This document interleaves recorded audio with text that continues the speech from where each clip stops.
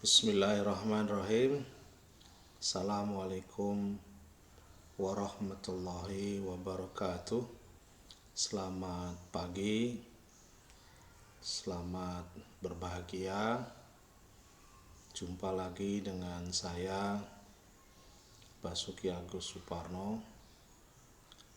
Kali ini kita akan membicarakan atau masih membicarakan tentang karakter ya, seorang komunikator. Khusus membicarakan tentang kesombongan di dalam berkomunikasi. Saya ingin mengilustrasikan tentang kesombongan komunikasi ini dari pengalaman saya ketika saya masih di bangku perkuliahan. Suatu ketika saya dan anak-anak ya tetangga saya itu duduk di buk gitu ya. Buk itu biasanya di depan rumah. Untuk orang-orang Jawa itu dia punya buk. Kemudian untuk duduk-duduk ketika waktu sore atau waktu pagi, waktu santai ya di hampir mepet dengan pinggir jalan gitu. Nah, waktu itu ada anak yang menjadi tetangga saya itu mengambil jatuhan jambu gitu, jatuhan jambu air, dan kemudian dia melempar-lempar jambu itu, dan ada mobil yang lewat, dan mengenai mobil itu. Sebenarnya tidak merusak mobil atau melukai atau membuat mobil itu lecet gitu. Tapi si pemilik mobil kemudian berhenti dan turun menghampiri saya dan anak itu. Kemudian dengan nada emosi dia mengatakan dalam bahasa Jawa, sebenarnya dia nanya siapa yang melempar sesuatu ke mobilnya gitu. Kemudian orang itu berkata dalam bahasa Jawa ya, bondomu kabeh ki nek didol gitu. Bondomu kabeh ki nek didol, untuk membeli mobil ini tidak akan terbeli gitu. Jadi dengan kesombongannya dia mengatakan bahwa harta kekayaan, saya tidak tahu ditujukan kepada siapa, karena yang melempar itu anak kecil tadi, bukan saya. Tapi kemudian orang itu mengatakan antara kepada saya dan anak itu, mengatakan kalau harta kekayaan yang kami miliki itu tidak akan bisa membeli mobil yang dia miliki. Seingat saya mobil yang dia miliki juga bukan mobil yang bagus-bagus amat atau mobil mewah, karena mobil pickup biasa gitu ya. Tapi dengan emosi dan kesombongannya ia mengatakan bahwa harta kekayaan yang kami miliki gitu ya, itu tidak akan mampu membeli mobil yang dia miliki. Ini adalah satu bentuk komunikasi kesombongan. Dengan sombong ia mengatakan bahwa kami dan anak itu tidak akan bisa membeli mobil meskipun harta kekayaan kami itu dijual sepenuhnya. Memang kami ya, saya sendiri dan anak itu ya bukan berasal dari orang kaya. Kami dikenal di dalam masyarakat itu sebagai keluarga yang miskin. Tetapi poinnya bukan pada persoalan ini kaya atau miskin, tetapi poinnya adalah mengenai komunikasi dan kesombongan. Sedangkan kesombongan itu sebenarnya mencerminkan dari karakter. Ya, meskipun di dalam perjalanan hidup yang saya tahu orang itu yang mengatakan dengan kesombongan itu sekian tahun kemudian ya, barangkali 5 atau 10 tahun kemudian saya mendengar kabar kalau orang itu meninggal dunia dalam keadaan bangkrut, sementara anak yang melempar ya entah kayak seperti tidak sengaja sebenarnya. Jadi anak itu kemudian bekerja di Jepang dan menikah, punya anak, dan saya tahu punya sejumlah aset ekonomi yang saya kira cukup bisa dibanggakan. Ya, saya tidak ingin membandingkan hal semacam itu, tetapi kita tidak tahu sebenarnya ending dari kehidupan kita itu seperti apa. Nah, ini menyangkut masalah komunikasi dan kesombongan tadi gitu ya. Ada bentuk-bentuk komunikasi dan kesombongan yang bisa kita cermati, yang bisa kita lihat di dalam kehidupan kita sehari-hari. Misalnya, kamu itu siapa gitu. Kamu itu siapa? Kamu itu bukan siapa-siapa.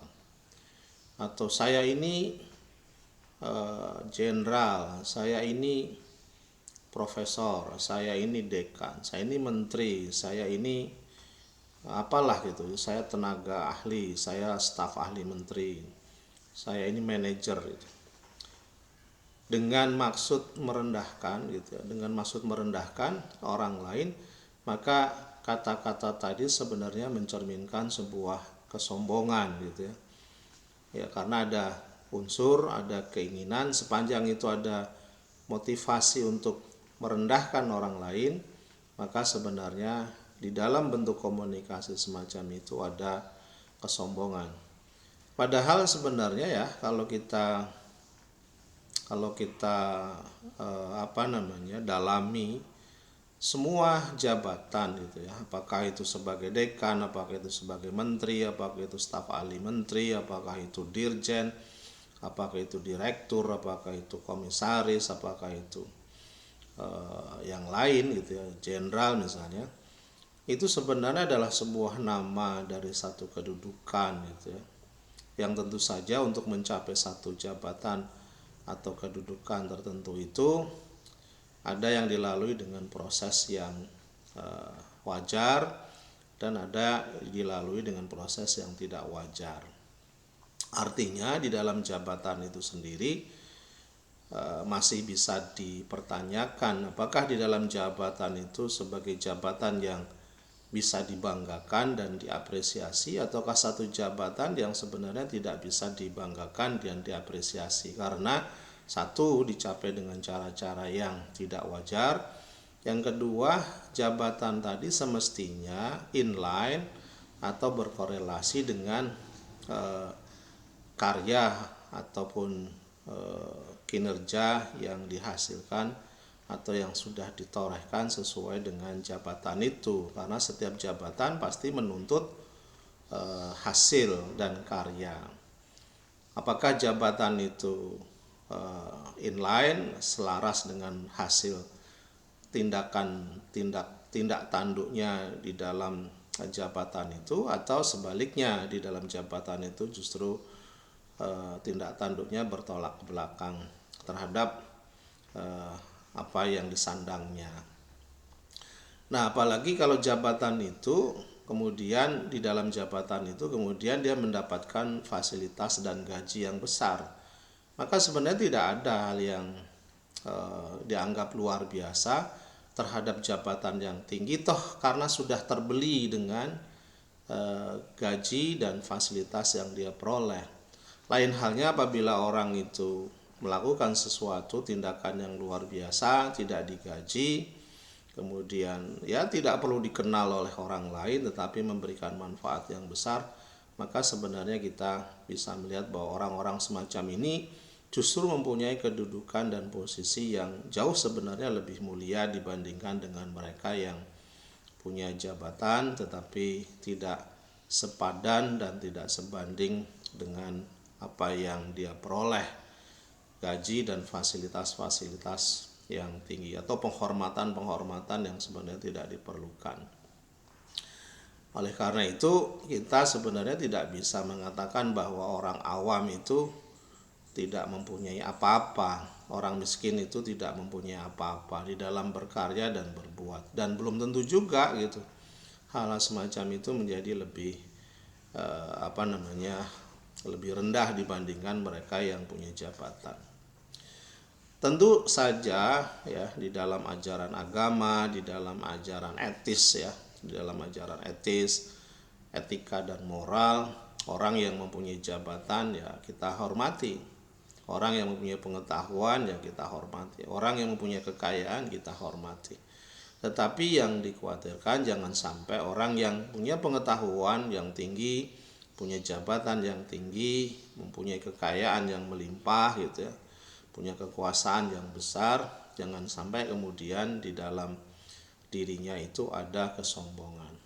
Ada dua hal ya, ada dua hal penting yang bisa kita uraikan ya, bisa kita diskusikan tentang kesombongan itu. Yang pertama, orang yang sombong itu sebenarnya mempunyai ciri dia menolak kebenaran.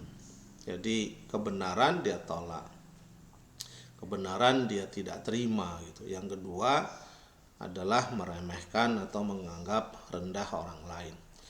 Nah, konsekuensi dari persoalan ini ya itu berdampak pada cara berkomunikasinya. Maka tema tentang bahasan kali ini adalah mengenai kesombongan dan komunikasi. Tadi saya sudah contohkan kasus saya di 10, 15 atau 20 tahun yang lalu dengan seorang anak tadi gitu ya, yang dia mengatakan sambil emosi bahwa apabila harta kekayaan kami ya, karena tidak jelas ditujukan kepada siapa atau kepada saya atau kepada anak tadi, itu kalau dijual tidak akan bisa mengganti mobil atau membeli mobil yang dia tumpangi itu. Padahal tidak rusak, tidak tergores karena kelempar dengan jambu air gitu. Jambu air kan tidak keras ya, lunak gitu ya. Artinya tidak begitu keras, dan tidak, lemparannya juga tidak begitu keras karena dilempar oleh seorang anak. Tapi emosi dan kesombongannya atas kekayaannya mengakibatkan ucapannya itu menggambarkan satu kesombongan. Nah, ada kalimat-kalimat kesombongan yang lain ya yang bisa kita lihat. Khususnya saya ingin merujuk kepada ajaran saya sebagai ajaran Islam. Misalnya kesombongan Firaun ya. Kesombongan Firaun, dia ucapannya mengatakan begini. Jadi ucapannya dia mengatakan begini. Ucapannya dia mengatakan anna rabbukumul a'la. Saya ini pencipta yang paling tinggi. Saya ini Tuhan yang paling tinggi. Itu adalah bentuk komunikasi kesombongan ya.